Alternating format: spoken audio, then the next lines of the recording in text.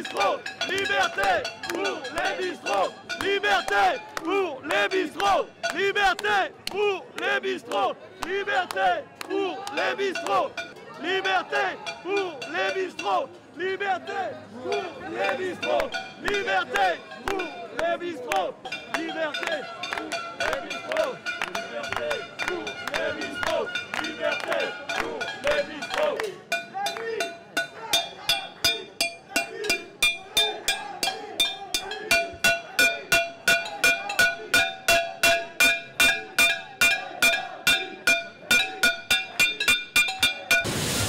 C'est une partie de rue là. C'est pas grave, on en a pas beaucoup encore.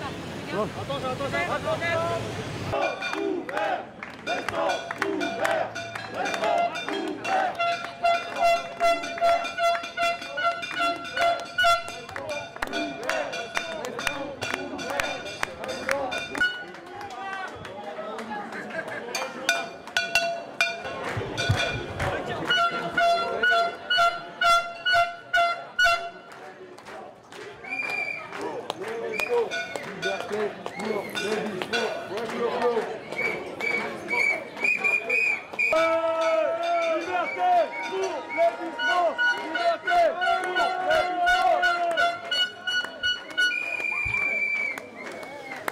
Liberté pour les bistrots. On n'en veut pas, Véran, tes mesures.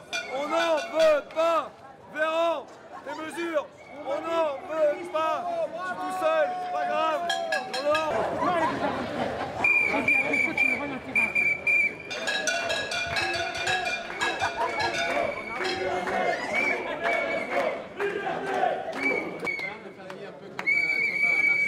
Liberté pour les bistrots, liberté pour les bistrots, pour les bistrots, liberté pour les bistrots, liberté.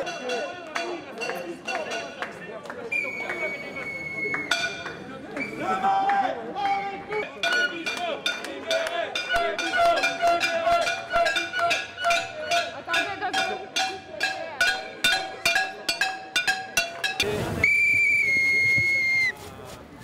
Liberté pour les bistrots, liberté pour les bistrots, liberté pour les liberté pour les bistrots, liberté.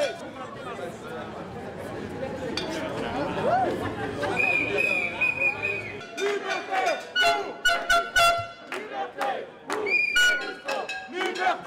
pour les bistrots, liberté pour les bistrots, liberté pour les bistrots, liberté pour les bistrots. On n'en veut pas.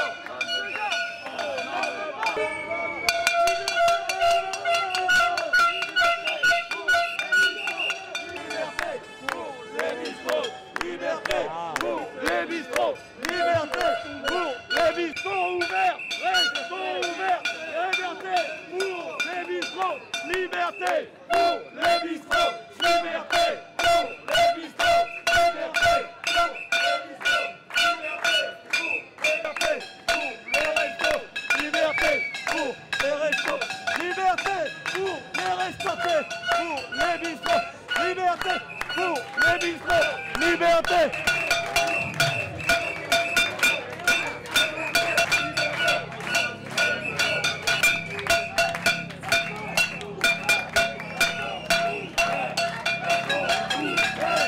Restons ouverts, restons ouverts, restons.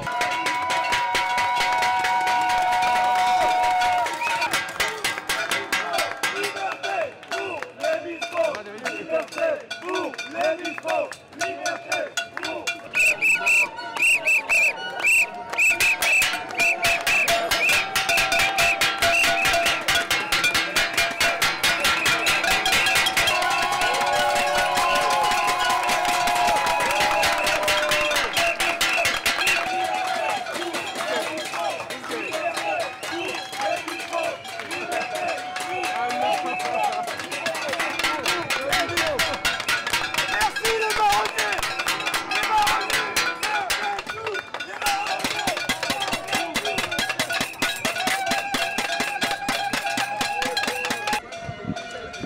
Vous travaillez ce soir et vous faites du bruit avec les manifestants. Pourquoi c'est important de faire du bruit? Parce qu'il faut qu'on nous entende, on ne nous entend pas. On a besoin des médias, on a besoin de nos syndicats et aujourd'hui on ne nous entend pas assez, donc on a besoin qu'on nous entende, qu'on sache qu'on existe. Ces mesures, vous en pensez quoi? C'est ridicule. Parce qu'il n'y a aucun cluster dans les bars, dans les restaurants, dans les boîtes de nuit. Les clusters, c'est les fêtes étudiantes, c'est les cantines d'école, c'est plein d'autres choses, des mariages, des décès. Il n'y a jamais de clusters qui ont été déclarés dans les bars, les restaurants et les brasseries, tout comme les salles de sport. Voilà. Vous craignez une fermeture totale comme à Marseille? Oui. La semaine prochaine, je pense qu'on va y avoir droit, à mon avis. C'est indéniable. On a eu le discours de M. Véran qui va nous mettre dans une zone d'extrême urgence, donc on risque de fermer, oui. Et vous en pensez quoi? Ça va mettre des entreprises sur la paille. Il n'y a pas d'aide, on n'a rien. Les loyers, on doit les payer. Les assurances, elles n'interviennent pas. Nous, on est gérants de société, on n'a pas le chômage. Il n'y a que des reports de charges, il n'y a pas d'exonération, donc voilà. Vous vous sentez abandonné par le gouvernement? On se sent abandonné complètement par le gouvernement. Ouais. On vous a vu applaudir. Expliquez-moi pourquoi vous applaudissez les restaurateurs ce soir. On applaudit parce qu'en fait on a envie de défendre nos libertés, on a envie de pouvoir aller boire un verre quand on veut. On pense qu'honnêtement c'est pas parce qu'ils vont fermer les bars et les restaurants que le Covid va disparaître du jour au lendemain. Il faut qu'on puisse trouver d'autres alternatives et il faut qu'on continue à vivre surtout. Vous pensez quoi de ces mesures? Je pense que c'est vraiment des mesures qui sont faites en fait juste pour nous contrôler, pour nous empêcher de vivre, pour nous empêcher de parler, d'ouvrir la bouche et derrière eux ils peuvent absolument faire tout ce qu'ils veulent sans que nous on ait notre mot à dire, mais la vérité c'est qu'ils sont en train de tuer le pays, sont en train de tuer l'économie et je pense qu'à un moment donné on va plus mourir de peur que de mourir d'un virus, quoi. C'est important de les soutenir, les restaurateurs, ce soir? Oui, on les soutient, on sera toujours là pour eux. Il faut qu'ils puissent continuer à se défendre, puissent continuer à exister, pour nous donner du plaisir, pour qu'on puisse aussi se sentir, se détendre après la journée de travail et après tout ce qui se passe dans le monde, quoi. On a envie de vivre en fait.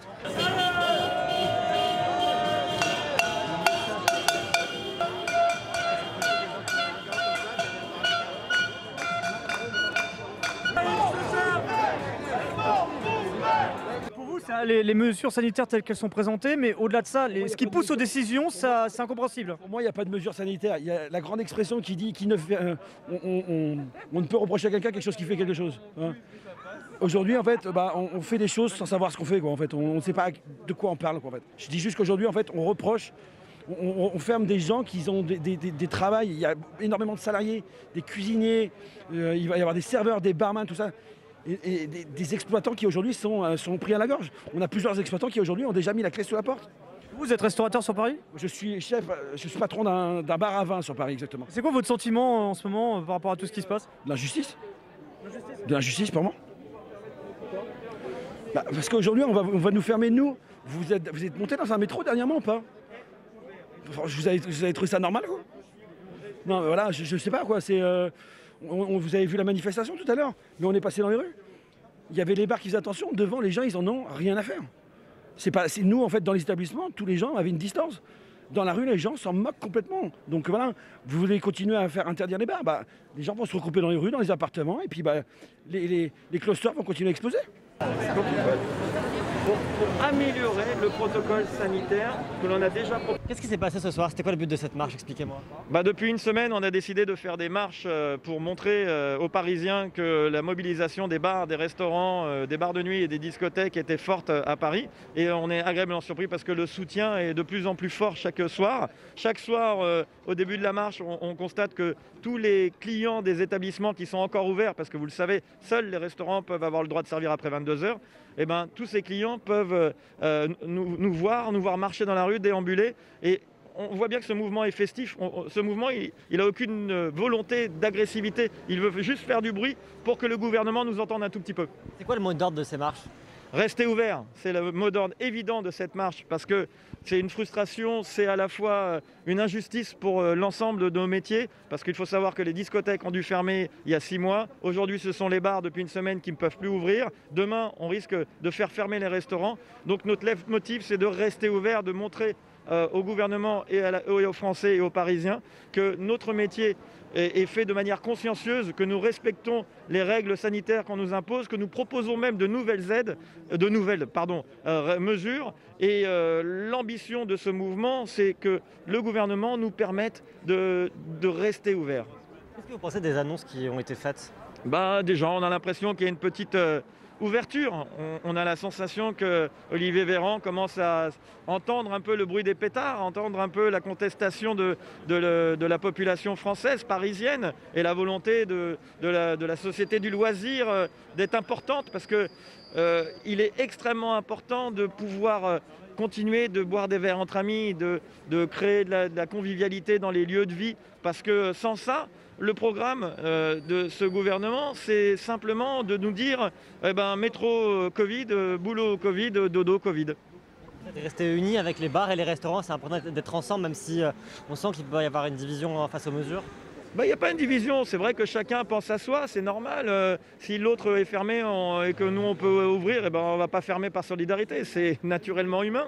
Mais c'est vrai que là on constate de plus en plus que l'ensemble de la profession est uni, tous les secteurs de cette profession est uni, parce que chacun a peur de fermer, chacun a cette épée de Damoclès au-dessus de soi. Si jamais on ne respecte pas la règle, si le Covid il a décidé de venir à 21 h au lieu de 22 h, on peut fermer, c'est dramatique pour nous, on ne peut pas accepter ça. La possibilité que la ville de Paris entre dans une zone d'alerte maximale et avec une possibilité de fermeture définitive des restaurants et des bars, ça vous fait peur? Évidemment que ça nous fait peur, parce qu'on a bien vu pendant le confinement que plus de vie le soir après 20 h, c'est pas la vie.